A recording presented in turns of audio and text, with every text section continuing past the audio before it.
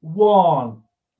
There you go, and there's the introduction. So welcome to the latest edition of Lunchtime Learning, joined not only by Anton Plackowski, but my dog who's just come in as well. Out you go. Thank you. So you can see this is real and live. So, Anton, welcome to Lunchtime Learnings. We're going to do a little bit different lunchtime learning today. We're not going to learn about Anton and his career and how he sold his agency. I put a post on LinkedIn a week ago that's got over 10,000 impressions and 57 comments on it. And it was all to do with what's your strategy for buyers. And my elder son is looking to buy his property, and his experience has left a lot to be desired. My girlfriend just sold a property and is looking to buy a property. Her experience has been left a lot to be desired. And my mum's recently sold her and bought a property, and her experience has left a lot to be desired. And Anton kindly commented on the post as well. And you have had some experiences that have shocked you as well. So what we want to do today is just talk about our exceptionally poor experiences that we're having with agents to if that's what we're having, what are other people, other customers seeing? And sadly, I'm seeing it from hearing it far too often. So, Anton, just share with us, your experiences. I'll talk about my son and what I've learned from that. Go, fire. Awesome. Thanks for having me on, Mr. Brown. Nice to see. Well, I can't see anybody, but that's good. Physically see, or hopefully that's good because it's not live; it's being recorded. And there you go. Yeah, there you go. So, for those people out there in whatever land that you're looking at this in, then my name's Anton. I recently sold a estate agency business based in Tamworth in Staffordshire, and on the back of that, I've started working for. I was doing some work with a friend of mine who's looking to sell some property and buy some property. That's across commercial, agriculture. So we're buying and selling, but also from my own point of view, since I exited my business, I've been buying some properties as well. And I have to say that, just mirroring what Stephen had said, the experiences I've had, specifically around offer processes, has been absolutely shit to shocking, if I'm really honest with you. And a lot of the experiences I've had with my old agents that I used to compete with, and some haven't. And now I'm on the other side, being a buyer or a seller. It's so obvious that what we were doing was right, and that could easily be mirrored by everybody else out there in estate agency land. And I have to say, probably the worst experience I say is mainly around offers and how they're dealt with or not. My question out there to the people that are watching this, if you're in a estate agency, how good is your offer process? How good is your business at negotiating? And if you're a buyer or a seller of a property, have you ever thought to ask the question about what the offer process is of the agent that you're selling through? Because seeing it firsthand now, the buyer of a property could save thousands and thousands and thousands, which I have done incidentally on quite a few occasions recently, could save thousands and thousands and thousands over the asking price of a property, but the agent's fee is cheap. So it's coming back to what I've been a client of Stephen's for a long time. It's how much are you getting in your pocket at the end of the transaction. And I really just want to talk about, I've got probably 5 or 6 different experiences that if people can learn something from this, then that's the purpose of wanting to come on and do it, to see if they can improve their process. And that might be something that I or Stephen can probably help with. Okay, so let's talk from your point of view. Let's just go through the bad experiences. Okay, let's just share them. So, and any of the properties that you've been buying, would you have paid any more money? Okay, well, it in a lot of cases, Stephen, it didn't even get to that, and that's the problem. So, it is the seller getting the best price for the properties that they've sold from the best buyer. So, first one, I remember this because when we met from a mastermind in Leicester just before Christmas, I went to view a property that had recently fallen through, didn't have any running water to the property, been turned down for a mortgage, it was cash buyers only, part of probate. Went to have a look at the property on the Wednesday, made an offer on the Thursday. They didn't ask for proof of funds, solicitor details or anything like that. Didn't get an auto email from CRM system, which you would expect nowadays to say you've made an offer. So because it was part of probate, there was a number of executors. I understood that they would need to go to them to put the offer forward. So fast forward to the Monday, about 2 o'clock when we were meeting in Leicester, I had a call from this agent, picked up the phone. Hi, just wondered if you're still looking for properties. Well, yes, I am. Thanks for the call. What about the offer I made on this X property last week? Oh, we've sold it to somebody else. And then that was pretty much the end of the conversation. Suffice to say that was before Christmas. I haven't had any more calls from them asking me if I'm still looking for property. Okay, so can I just stop you there? Because what's interesting, and let's just go along and talk about the learning. So opportunity, they may have got that seller more money. Correct. Total lack of communication. You may have been, or you've said to me that you're buying for investment. Yeah. So with that being your first, second, third, fourth of your property empire that you're buying, so an opportunity there to take you for a coffee to see whether you're maximizing your investment. Yeah. You may well have had a property to sell.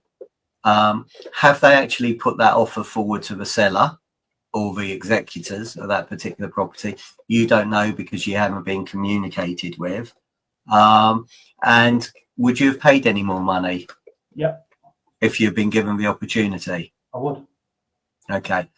So that's obviously how not to do it, but it's scary because my experience as well with what's been going on, with whether it's with my son, whether it's with my girlfriend, similar sort of experiences. Scary, really scary. Really scary. I think one of the things, and I think you made a really good point earlier, is and going through this with my son now actually, and he's found somewhere now which I'm really happy with, and one of the things, what the sales memorandum got sent out yesterday, and at the bottom of a message, which I really liked actually, it said this council is taking 20 days for the searches to come out, so please get your funds over to your solicitor as quickly as possible, which was great.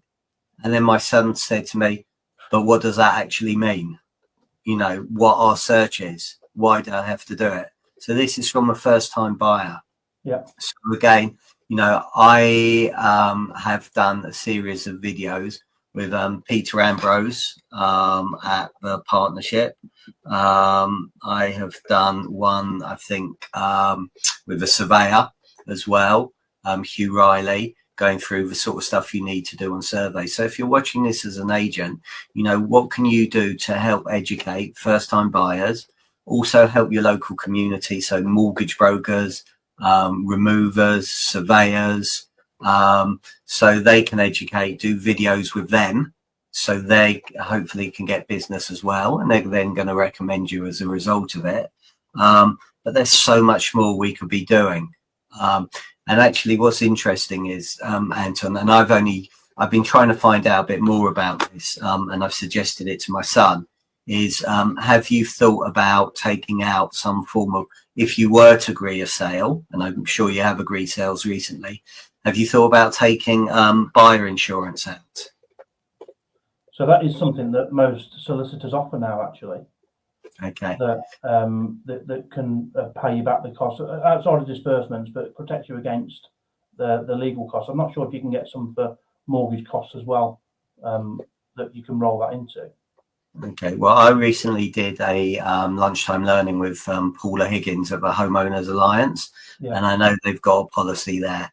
And if I was an agent, I would be recommending every single person to get buyer insurance, especially as 1 in 3 sales fall through. Yeah. Or the agent should be looking at Gazelle or on the contract as well. Yeah. And actually one of the things Paula spoke about was having a reservation agreement. Yeah. And I know what Brian Mansell does with Gazelle is absolutely excellent, and I know there are a lot of agents there that are using Gazelle. So definitely look at it. Definitely look at reservation agreements as well. Okay, so tell me about your other experiences then. Well, just flipping back to what you said earlier, I think we actually had, and I'll come on to this perhaps later once you've agreed to sell, but we produced a video. I say produced a video. I put together a video some years ago which actually explains the process, very simply, the legal bit and the mortgage bit, and that when our sales progressors used to introduce themselves to the new buyer, that used to get sent out to the buyer and the seller, so at least they sort of know the steps that are involved. I think that had a couple of thousand views on it. So next couple of things. I personally went to view a property. It had been on the market for about 6 months. It had a sale fallen through because of failed environmental survey. I went to look at it. Initially, I dismissed it. Then I decided, actually, I want to make an offer on it a week or so later. Granted, they did tell me there was another couple of offers on the table at that point. So I'm a cash buyer. I made the offer, and within about 10 minutes, I said, no, the vendors dismissed your offer. We've sold it to somebody else. Thanks. Again, there wasn't any negotiation. There wasn't any, what would you pay? People of my age probably wouldn't pay the asking price, or they'd want to start lower. First time buyers nowadays, it's almost like an Amazon buy. If that's the price, I'll buy it. Or it's eBay, I'll pay a bit more because it's offers over. So again, there was no negotiation. From that point of view, they did send me letters, so their process was okay, but the negotiation was just really poor, really poor. Can I just piggyback on that? So I was in Manchester this week at Streets Offices, and I was doing a lister masterclass, and I had 11 people there, and 8 of them owned properties. And every single one of the 8 there said they would have paid anything between £1,250 more to, this is a scary one, £26,000 more. Okay. So, and I keep on going back to this. A seller wants a skilled negotiator who is going to get every last single penny. And obviously I've demonstrated many times before to demonstrate your negotiating skills, and hence the reason why I found out people would pay up to that much more. But it's scary, the money that is being left behind in the negotiating skills, and how then agents should be charging, in my opinion, 2%. But, I get that agents struggle. But if you're demonstrating how you're going to get them more money, you're justifying why you are worth that extra amount. I don't disagree. I think literally everything about this comes down to fees. So there's an agent in my area. I'm literally about to list another property with somebody, which we can come on to in a bit. And they've been out to evaluation where a local agent, who's the market leader where we are, had offered them 0.6%. And this is all comes back to, so when you're negotiating somebody's biggest tax-free asset in most cases, a lot of agents are paying kids, and there's nothing wrong with kids. So I've obviously got some myself, and you've got some, but they're paying kids minimum wage, let's say 24, 25 grand for full time, that have got zero experience of negotiating, probably don't even own a property themselves. And the reason they're paying as little as possible and probably poor commission is because the commission they're charging to the sellers themselves is so low that they've got to pay people low. And that's just how it goes. If they pay more, then as in the fee, or they charge more, then they should be able to pay more for the employees. So it's very secular. It's all down to fees at the end of the day. Pay peanuts, get monkeys, as the old saying goes. So one of my other examples. So this is working on behalf of a client here. So this isn't particularly me. So he's looking at some land. So previous experience with this particular agent, post me selling my business in September, is they had some offices for sale.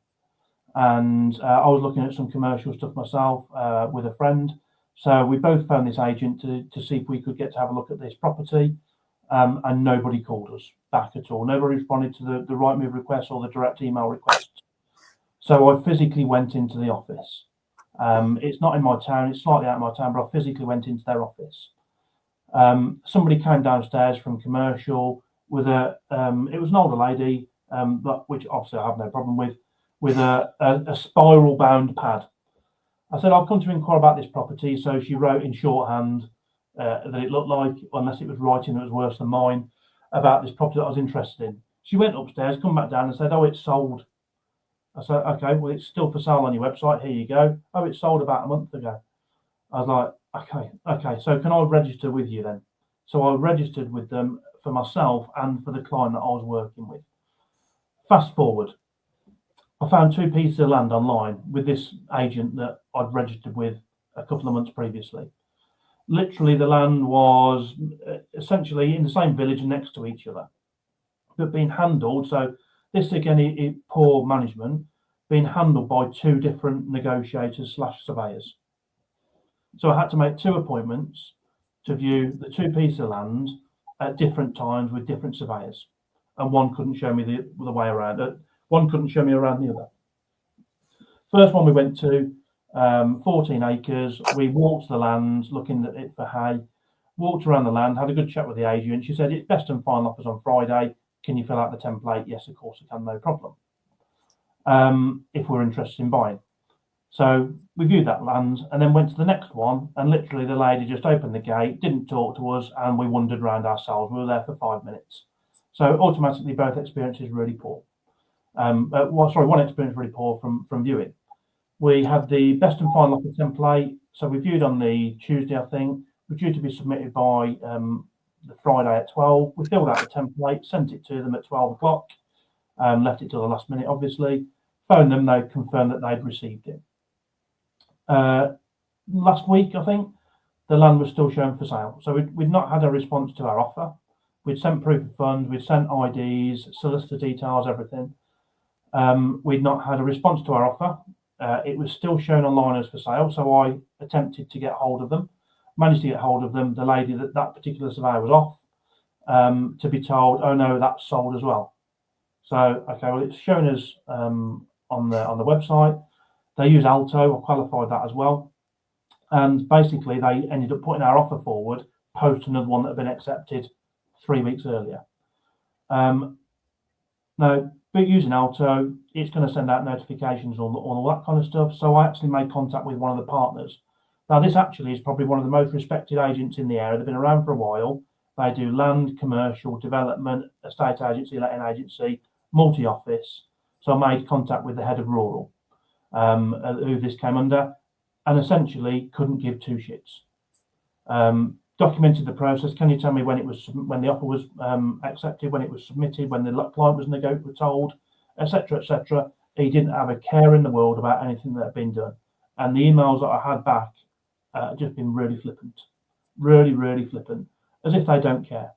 And that's from what I would have classed as a premium agent in our area. Now I think they're the bottom. Now, incidentally, before this happened, I've also got 6 commercial agents 6 commercial properties that I want to sell, and trying to get a valuation from the commercial agents is like rocking horse dung. Don't return calls, emails. You speak to them, oh, I'll call you back. Not interested. And incidentally, this agent as well is one of the agents that I tried to get out.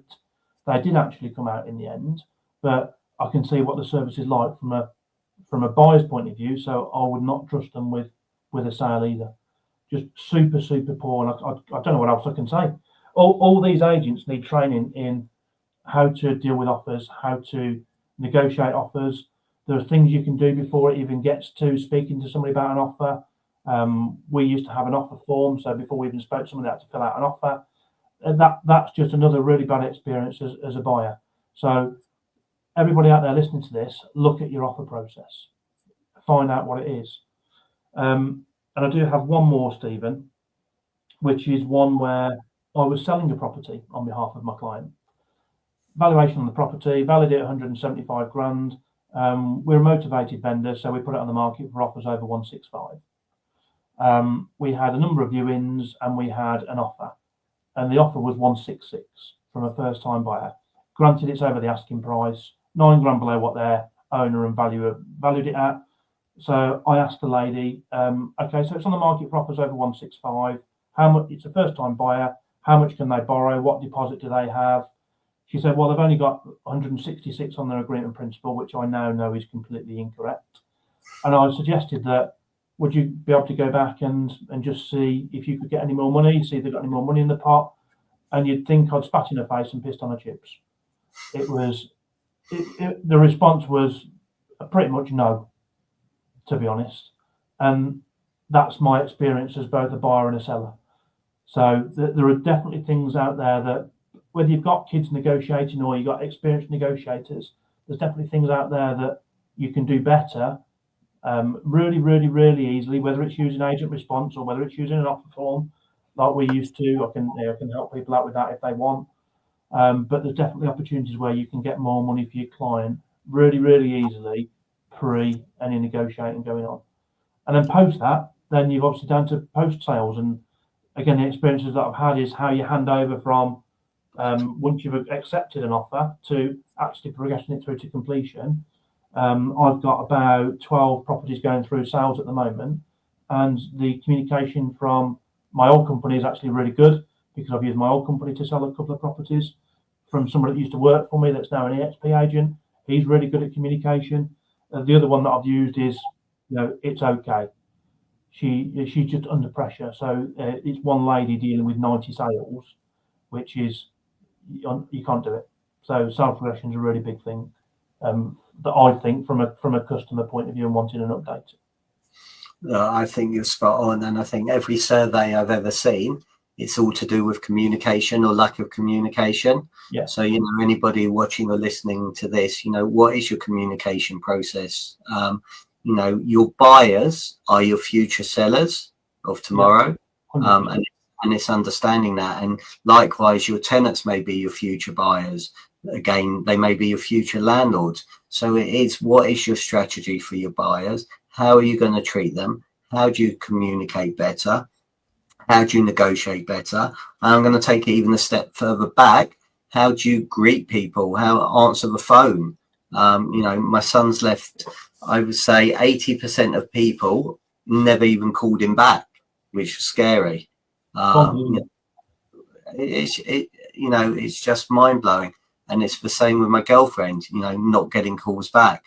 Then getting calls back and go, hello, mate, how can I help you? It's like, you're meant to be a professional person. Are you really that person's mate when you're speaking to them the first time? So again, sometimes it's just little things. Viewings you've mentioned, and one of the stories I told, I remember our good friend Andy Overman, who charges 2% down in Thetford. And he had a gentleman come in and say, look, I really want to sell my property through you, Andy, but you're at 2%. I've got your competitors who said they're going to do it for 0.75% and 1%. Is that, I just can't afford you. So he said, well, I'll tell you what, why don't you mystery shop all of us as a buyer, okay, and see how you get treated. So the 0.75% agent turned up 15 minutes late, didn't apologise and said, I don't want to be late for my next appointment. The 1% agent, in fairness, turned up on time, got asked loads of questions, said, I'll come back to you, still waiting for the answers. And he turned up on time, had the answer to every single question that was there. And he said, look, now I understand why you're worth that extra 1.25%, 1%. I'll happily use you. Where do I sign? And, when I've been out on viewings with my girlfriend, when I've been out on viewings with Jack, the amount of you ask questions and people don't know the answers. Yeah. And, again, when my girlfriend was selling, and I've done my research on the agent, and I knew what their days on the market were. I knew their success rate was. And when I got asked, did I have any question? And I said, well, why should I instruct you when yours is taking you 50 extra days to sell than your competitor? I got, what?